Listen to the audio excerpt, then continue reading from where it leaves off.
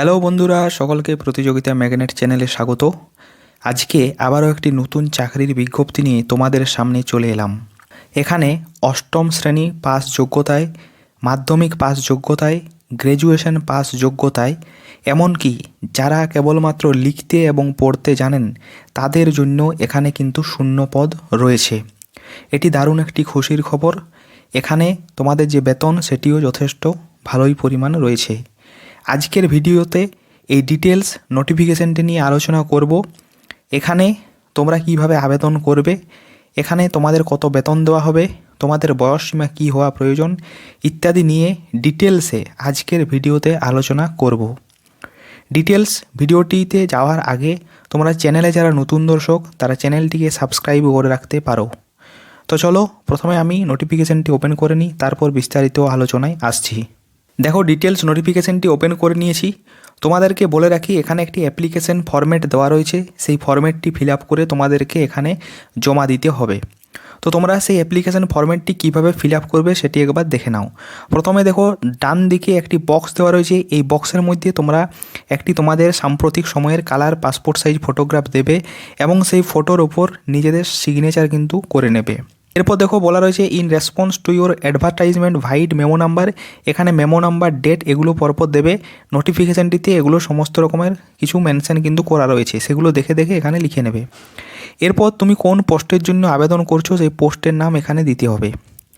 এরপর দেখো 1 নম্বরে দেওয়া রয়েছে তোমার নিজেদের নাম, এখানে ইংরেজি অক্ষরের ক্যাপিটাল লেটারে ফিল আপ করতে হবে বা ব্লক লেটারে। এরপর বাবার নাম অথবা মায়ের নাম অথবা স্বামীর নাম দিতে হবে। তোমাদের ডেট অফ বার্থ, জন্ম তারিখ এখানে ফিল আপ করতে হবে। 4 নম্বরে দেখো দেওয়া রয়েছে একাডেমিক কোয়ালিফিকেশান ক্লাস 8 অনওয়ার্ডস। মানে এখানে তোমরা সিরিয়াল নাম্বার 1 2 3 এভাবে পরপর দিয়ে যাবে এবং প্রথমে এক্সামিনেশন পাসের ঘরে ক্লাস 8 থেকে তোমাদেরকে কিন্তু শুরু করতে হবে। এরপর কোন বোর্ড বা ইউনিভার্সিটি থেকে পাস করেছো সেটির নাম, কোন বছর পাস করেছো, টোটাল কত মার্কস ছিল, কত মার্কস পেয়েছো এবং পার্সেন্টেজ কত ছিল, এগুলো পরপর ফিল আপ করবে। এভাবে 8, তারপরে মাধ্যমিক, তারপরে এইচএস, তারপরে গ্র্যাজুয়েশন, পোস্ট গ্র্যাজুয়েশন, যার যতদূর যা কোয়ালিফিকেশান রয়েছে সেগুলো কিন্তু ফিল আপ করবে। এরপর দেখো 5 নম্বরে দেওয়া রয়েছে অ্যাকচুয়াল এজ অ্যাজ অন 10/1/2025। মানে এই 10/1/2025 অনুযায়ী তোমাদের বয়স কত হচ্ছে এখানে ফিল আপ করতে হবে। এরপর তোমাদের জেন্ডার অর্থাৎ মেল ফিমেল এখানে লিখতে হবে। 7 নম্বরে দেখো দেওয়া রয়েছে ন্যাশনালিটি, তোমাদের এখানে ন্যাশনালিটি ফিল আপ করতে হবে। 8 নম্বরে দেখো দেওয়া রয়েছে whether any criminal case is pending against the applicant in any part of পশ্চিম বর্ধমান।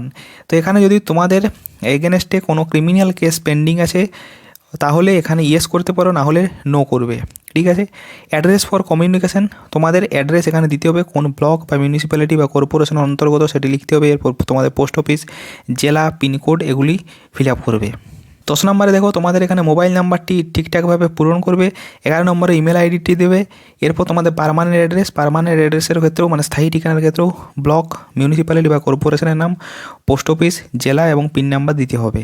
13 নম্বরে দেখো রয়েছে ক্যাটাগরি, মানে জেনারেল, এসসি, এসটি, ওবিসি, কোন ক্যাটাগরিভুক্ত বা কাস্টভুক্ত এখানে সেটি লিখতে হবে। এরপর যদি ওয়ার্ক এক্সপিরিয়েন্স থাকে তাহলে এই ঘরটিতে তোমরা ফিল আপ করবে।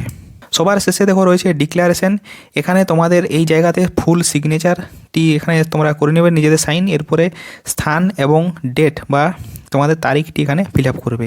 এরপর দেখো তোমাকে যে অ্যাপ্লিকেশন ফর্মটি দেখালাম সেই অ্যাপ্লিকেশন ফর্মের সাথে কী কী সাপোর্টিং ডকুমেন্টস তোমাকে এখানে দিতে হবে। প্রথমে হচ্ছে এজ প্রুফের তোমাদের সার্টিফিকেট, মানে বার্থ সার্টিফিকেট হতে পারে অথবা প্যান কার্ড বা অ্যাডমিট কার্ড বা যে কোনো সেকেন্ডারি এক্সামিনেশনের সার্টিফিকেট হতে পারে যাতে তোমাদের যে ডেট অফ বার্থ সেটি উল্লেখ থাকে, সেরকম একটি সার্টিফিকেট কিন্তু দিতে হবে। এরপর রেসিডেন্সিয়াল প্রুফ বা বাসস্থানের ঠিকানা হিসেবে তোমার আধার কার্ড, ভোটার কার্ড যে কোনো একটি দিতে পারো।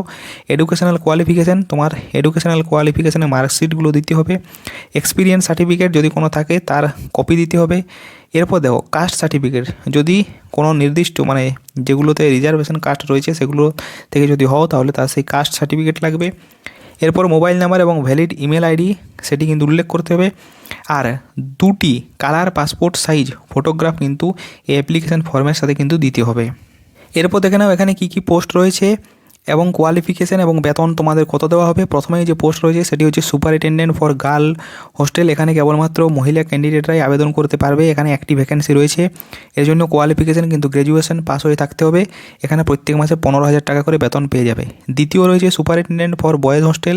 এখানে কেবল মেল ক্যান্ডিডেটরাই আবেদন করতে পারবে। এখানেও একটি ভ্যাকেন্সি রয়েছে। এখানে শিক্ষাগত যোগ্যতা তোমাদের গ্র্যাজুয়েশন পাস হয়ে থাকা প্রয়োজন। প্রত্যেক মাসে 15,000 টাকা বেতন পেয়ে যাবে। 3 নম্বরের পদ রয়েছে কেয়ারটেকার ফর বয়েজ হোস্টেল। কেবলমাত্র যে পুরুষ ক্যান্ডিডেটরা আবেদন করতে পারবে। একটি ভ্যাকেন্সি রয়েছে। এখানে মাধ্যমিক বা সমতুল্য পরীক্ষায় কিন্তু পাস হয়ে থাকতে হবে। এখানে প্রত্যেক মাসে 9,000 টাকা করে বেতন পেয়ে যাবে। 4 নম্বরে রয়েছে ম্যাট্রন গার্লস হোস্টেলের জন্য। কেবলমাত্র মহিলা ক্যান্ডিডেটরা আবেদন করতে পারো। একটি পদ রয়েছে। মাধ্যমিক বা এর সমতুল্য পরীক্ষায় তোমাদের পাস হয়ে থাকতে হবে। এখানে প্রত্যেক মাসে 9,000 টাকা করে বেতন পেয়ে যাবে। 5 নম্বরের পদ রয়েছে কুক ফর বয়েজ হোস্টেল। এখানেও কেবলমাত্র মেল ক্যান্ডিডেটরা আবেদন করতে পারবে। একটি ভ্যাকেন্সি রয়েছে। এখানে দেখো 8ম শ্রেণী তোমরা যদি পাস হয়ে থাকো তাহলে এই পদটিতে আবেদন করতে পারবে। প্রত্যেক মাসে 7,000 টাকা করে বেতন পাবে। 6 নম্বরে রয়েছে কুক ফর গার্লস হোস্টেল। কেবলমাত্র ফিমেল ক্যান্ডিডেটরা এখানে আবেদন করতে পারবে। একটি ভ্যাকেন্সি রয়েছে।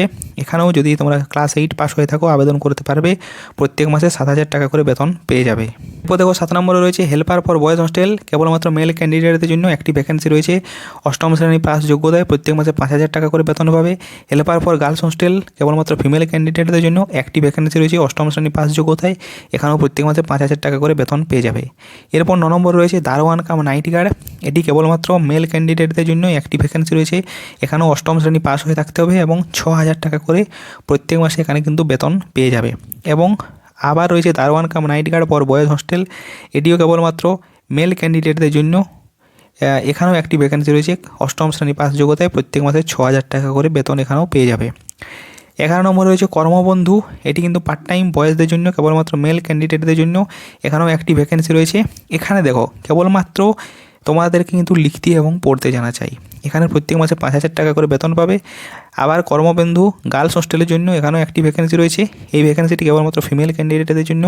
এখানেও তোমাদের যে শিক্ষাগত যোগ্যতা হিসাবে লিখতে এবং পড়তে জানা যায় এটি চাওয়া হয়েছে এবং প্রত্যেক মাসে এখানে তোমরা 5,000 টাকা করে বেতন পেয়ে যাচ্ছ। তো এই ছিল মোট 12 ধরনের পোস্ট। তো দেখো এখানে তোমাদের বয়স সীমা কী চাওয়া হয়েছে। এখানে যদি 18 বছর বয়স হয় এবং তার উপরে যে কোনো ব্যক্তিরাই কিন্তু এখানে আবেদন করতে পারবে। এরপর দেখো এই পদগুলিতে তোমাদেরকে সিলেকশন কীভাবে করা হবে।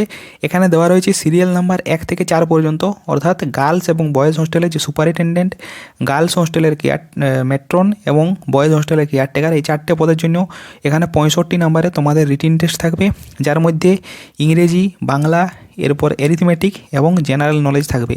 20 নম্বরে তোমাদের একাডেমিক কোয়ালিফিকেশনের জন্য থাকবে এবং তারপর 15 নম্বর থাকবে কিন্তু তোমাদের ইন্টারভিউর জন্য। তাহলে মোট 100 নম্বরের ভিত্তিতে তোমাদের এখানে যাচাই করা হচ্ছে।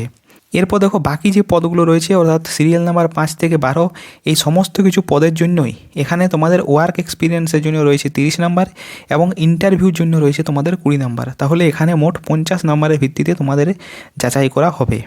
এরপর দেখো তোমরা এখানে আবেদনটি কোথায় জমা করবে এবং কিভাবে জমা করবে। প্রথমত এখানে একটি ওয়েবসাইট দেওয়া রয়েছে, সেটি হলো www.পশ্চিমবর্ধমান.gov.in। এই ওয়েবসাইটে গিয়ে তোমরা এই যে আবেদন ফর্ম এটি কিন্তু পেয়ে যাবে।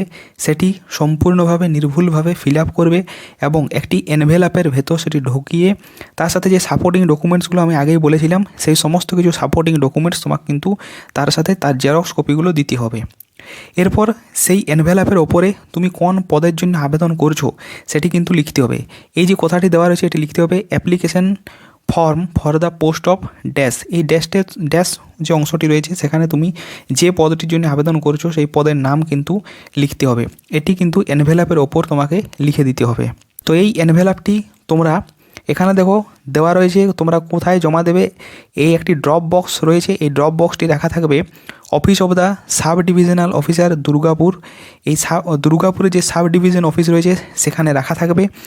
সেখানে তোমরা দেখো 10/1/2025 থেকে 28/1/2025 এই দিনের মধ্যে তোমরা কিন্তু এখানে জমা করতে পারবে। এর মধ্যে শনিবার এবং রবিবার এবং অন্যান্য যে সমস্ত পাবলিক হলিডে বা ছুটির দিনগুলো রয়েছে সেগুলো ছাড়া সকাল 11টা থেকে বিকেল 5টার মধ্যে যে কোনো দিন কিন্তু এখানে জমা করতে পারবে।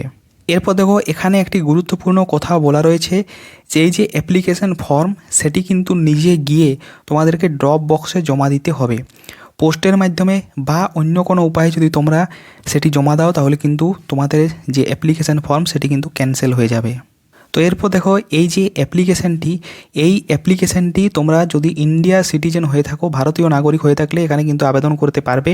এবং এই যে অ্যাপ্লিকেশান ফর্ম বা এই যে পদগুলো, এগুলো তোমরা আবেদন করছো পণ্ডিত রঘুনাথ মুর্মু আবাসিক স্কুল অ্যাটাচড গার্লস হোস্টেল এবং পণ্ডিত রঘুনাথ মুর্মু আবাসিক স্কুল অ্যাটাচ বয়েজ হোস্টেল, এই জায়গার জন্য এই যে পদগুলো সেগুলো কিন্তু ফিল আপ করা হচ্ছে।